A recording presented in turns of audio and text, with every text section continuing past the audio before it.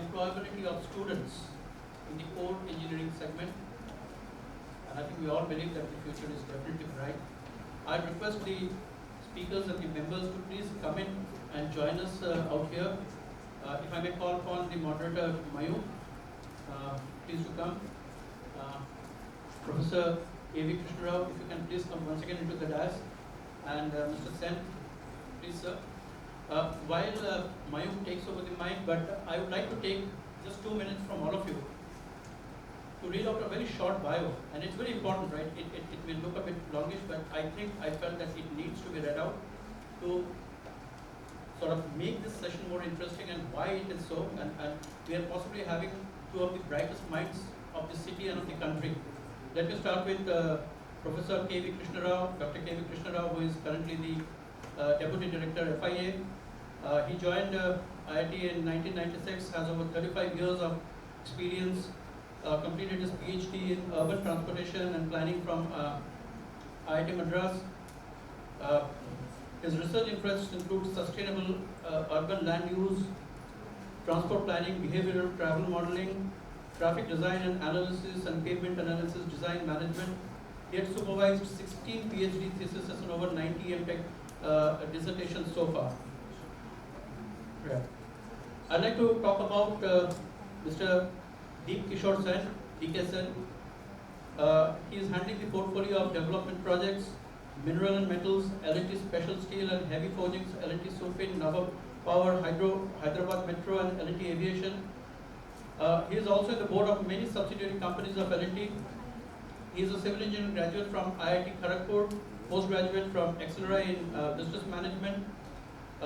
His role as project director in the highly complex brownfield mega Mumbai International Airport project is a notable achievement in his career, as he oversaw the most critical phase of its upgradation of the airport to 4.5 million passengers per annum capacity.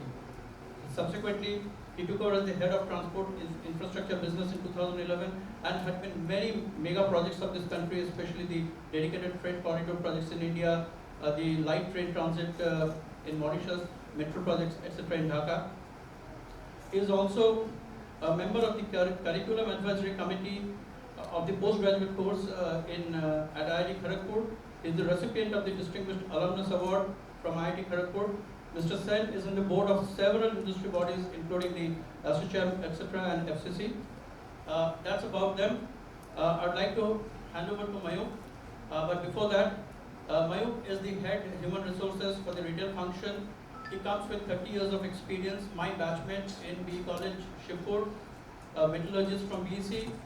He had undergone multiple roles in his career. He led the strategic initiative of creating insight-driven business and HR decision making and engagement process to digitization, automation, analytics, and robotics.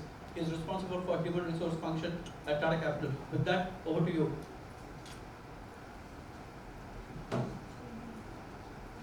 Good afternoon. Yeah, so we start this first session.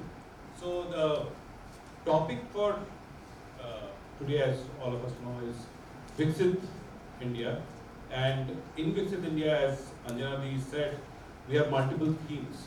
But today we are focusing on creation of smart infrastructure. So that's the theme for the day.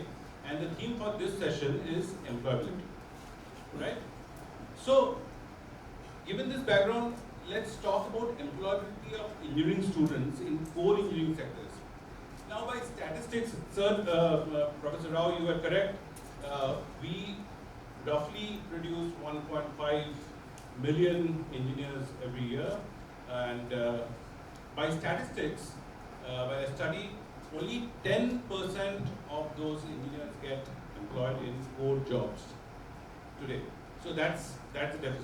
However, around 64% of the engineering students do get employed, which means the gap between 10% and 64% is taken away by IT and non-core engineering areas. However, when you speak to the industry believes even in IT, only 45% of the students who come are actually employable. The employability quotient of those guys are high. The rest have to be trained really hard to be put in the jobs. So that's the deficit that we are talking about. Now, interestingly, we have in a job market, when you talk about a job market, it is basically like an in market. It's a demand and supply, right? So because it is demand and supply, we have fortunately two stalwarts.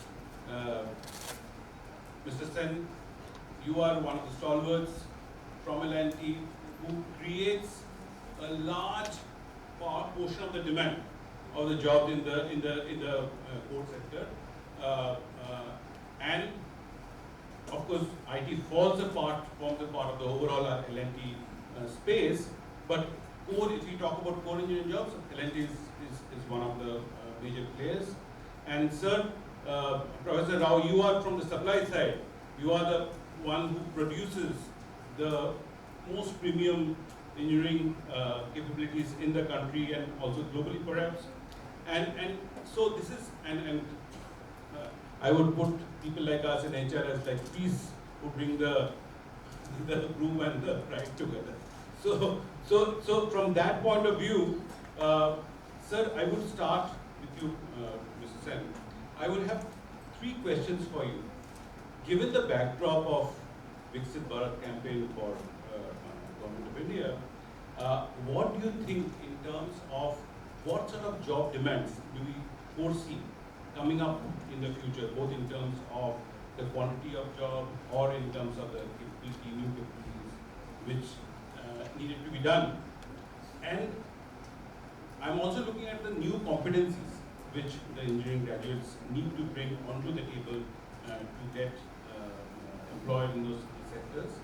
And the other question is that even if we are able to give them the jobs, would you think that the bright engineering students would find it attractive enough to stick on to the core engineering schools? Sir, we will start with you. Thanks to the B College and the IIT Bombay for inviting me here. Great opportunity to be here in the middle of all the students, and also the B College organized, and also the IIT Bombay faculties, and I'm very happy to see Mr. Vishnu Rao because I work with you from after study about that. Obviously, we join our students from IIT Bombay in terms of civil engineering issues that we actually often come to them for solutions. Obviously, B College is very close to my heart because I used to have grown up in IIT in Kolkata, and I used to be having a lot of friends in B College. I was sharing with my friends in alumni of B College about the time that I spent during my occasional visits to B College.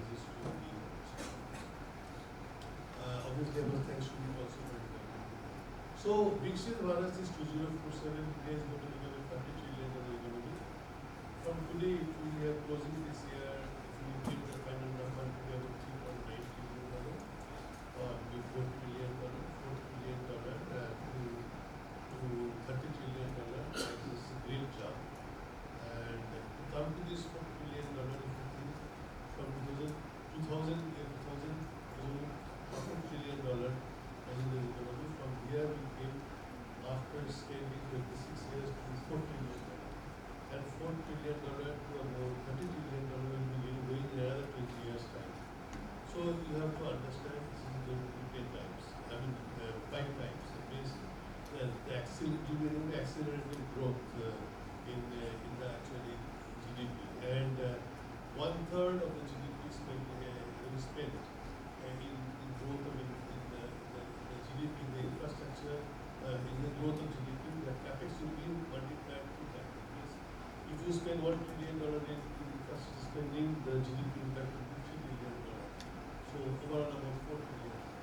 So this is huge impact of infrastructure. Infrastructure is all about core engineering, and infrastructure means civil, mechanical, electrical, instrumentation, and also obviously metallurgy, agriculture, all kinds of things will be there in core engineering. And at this point of time, India has reached to $4 trillion. And when we started the journey from $1.6 trillion in I had fallen short because of COVID and we were in difficult. Otherwise, we were another 1 or 2 years, we would have become a 5 trillion. From here to go to, there will be another intermediate step is about $7 trillion economy by 2030, which we are also targeting. Point is, these are all these myths that more of capex has to be spent to grow India to become a developed country, and in that a lot of money will be spent in infrastructure. Point is this, that core engineering guys